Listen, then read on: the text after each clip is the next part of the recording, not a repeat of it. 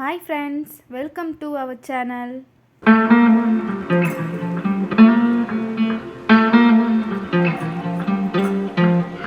இன்னைக்கு one pot recipe தக்காளி சாதம் தான் பார்க்க போகிறோம். அதுக்கு ஒரு குக்கரில் 2 ஸ்பூன் ஆயில், 2 ஏலக்காய், ஒரு பட்டை, ஒரு கல்பாசி, கொஞ்சம் ரோஸ் பெட்டல்ஸ், 2 கிராம்பு, அரை ஸ்பூன் சோம்பு, 2 பிரியாணி இலை இதை சேர்த்துட்டு நல்லா வதக்கி விட்டுறலாம்.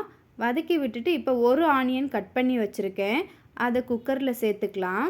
ஆனியனோட ரா ஸ்மெல் போகிற வரைக்கும் நல்லா வதக்கி விட்டுறலாம். இப்போ 2 பச்சை மிளகாய் கீறி வச்சுருக்கேன், அதையும் சேர்த்துக்கலாம். சேர்த்துட்டு நல்லா வதக்கி விட்டுறலாம். இப்போ இஞ்சி பூண்டு பேஸ்ட் ரெடி பண்ண போகிறோம். மிக்ஸி ஜாரில் அரைக்காமல் இது மாதிரி உரலில் இஞ்சி பூண்டு தட்டி எடுத்துக்கிட்டோம்னா அதோட ஃப்ளேவர் இன்னும் சூப்பராக இருக்கும். இப்போது இஞ்சியும் பூண்டையும் தட்டி எடுத்துக்கிட்டேன். இதை இப்போ குக்கரில் சேர்த்துக்கலாம். வெங்காயம், பச்சை மிளகாய், இஞ்சி பூண்டு பேஸ்ட் இதோட ராஸ்மல் போனதுக்கப்புறம் தக்காளி சேர்க்க போகிறோம். நான் 1.5 டம்ளர் அரிசி எடுத்துருக்கிறதுனால 5 தக்காளி சேர்த்துருக்கேன். தக்காளியை சேர்த்துட்டு தக்காளி நல்லா வதங்கி வர மாதிரி கலந்து விட்டுறலாம். கலந்துட்டு இப்போ தக்காளிக்கு தேவையான உப்பு சேர்க்க போகிறோம். சேர்த்துட்டு இதை மூடி போட்டு மூடி வச்சிடலாம். ஒரு 5 நிமிஷத்துக்கு அப்புறம் எடுத்து பார்த்திங்கன்னா தக்காளி நல்லா தண்ணி விட்டு வெந்து வந்திருக்கும். இதில் மஞ்சத்தூள், மிளகாத்தூள், நான் சாம்பார் பவுடர் சேர்த்துக்கிறேன்.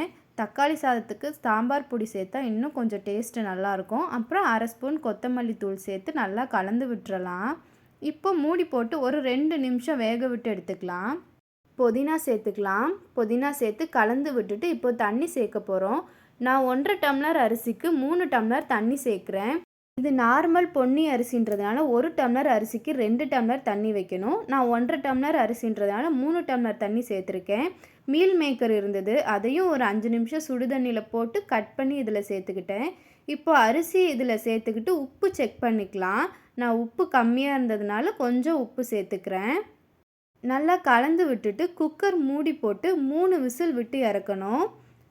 3 விசில் விட்டு இறக்குனிங்கன்னா சூப்பராக தக்காளி சாதம் ரெடி ஆயிரும். இதில் ஒரு ஸ்பூன் கீ சேர்த்துக்கலாம். சேர்த்துட்டு நல்லா கலந்து விட்டுறலாம். சூப்பராக உதிரி உதிரியாக தக்காளி சாதம் ரெடி ஆயிடுச்சு. நீங்களும் கண்டிப்பாக வீட்டில் ட்ரை பண்ணி பாருங்கள், சூப்பராக இருக்கும். தக்காளி சாதத்துக்கு சைட் டிஷ்ஷாக ஃபுல் பாயில் தான் ரெடி பண்ண போகிறேன். வீட்டில் நாட்டுக்கோழி முட்டை இருந்தது, அதை வச்சு தான் ரெடி பண்ண போகிறேன். எக்கு உடச்சி ஊற்றிட்டு கொஞ்சமாக சால்ட்டு, கொஞ்சம் பெப்பர் போட்டு ஒரு 2 நிமிஷம் 2 சைடும் திருப்பி போட்டுட்டு எடுத்திங்கன்னா சூப்பராக ஃபுல் பாயில் ரெடி ஆயிரும். இன்றைக்கி இதுதான் எங்களோட லஞ்சு. சூப்பராக ரெடி ஆயிடுச்சு. நானும் தம்பியும் சாப்பிட்டுட்டு கொஞ்சம் கிராசரிஸ் வாங்க வேண்டி இருந்தது, அதுக்காக டிமார்ட் தான் போக போகிறோம். நாங்கள் லீவ் டேஸில் போயிருந்ததுனால ரொம்ப க்ரௌடாக இருந்தது, வீடியோ எதுவும் எடுக்க முடியல.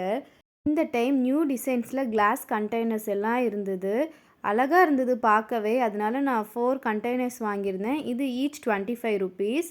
இந்த கிளாஸ் ஜார் பார்த்திங்கன்னா ரொம்ப வெயிட்டாகவும் அழகாகவும் இருந்தது, அதனால் இதுவும் ஒன்று வாங்கிட்டேன். இது 49 ருபீஸ்.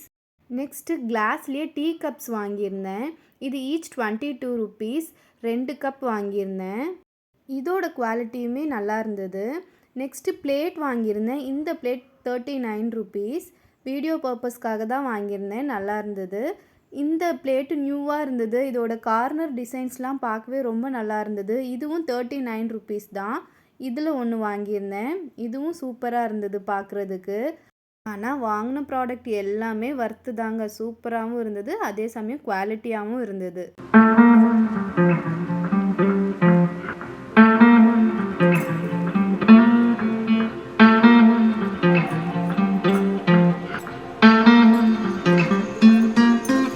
கிளாஸ் மேலே ஒட்டியிருக்க லேபிள்லாம் எடுத்திங்கன்னா மேலே இருக்க லேபிள் மட்டும்தான் வரும், கீழே இருக்கிறது வராது.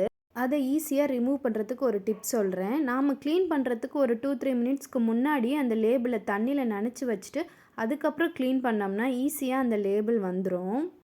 இப்போது எல்லா திங்ஸையுமே ஃபுல்லாக க்ளீன் பண்ணி வச்சிட்டேன். கிளாஸ் ஜார்ஸும் நல்லா ட்ரை ஆகிடுச்சு. இருந்தாலும் ஒரு டிஷ்யூ வச்சு நான் க்ளீன் பண்ணிடுறேன். இதில் நட்ஸ் தான் ஸ்டோர் பண்ணி வைக்க போகிறேன்.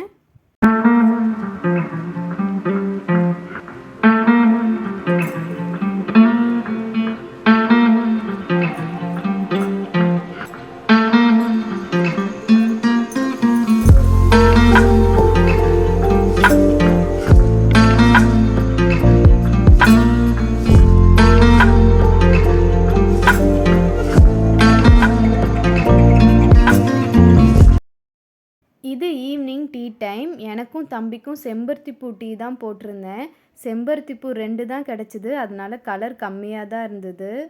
இந்த விளாக் உங்களுக்கு பிடிச்சிருக்குன்னு நினைக்கிறேன். பிடிச்சிருந்தா என்னோட சேனலை லைக் பண்ணுங்கள், ஷேர் பண்ணுங்கள், சப்ஸ்கிரைப் பண்ண மறந்துடாதீங்க.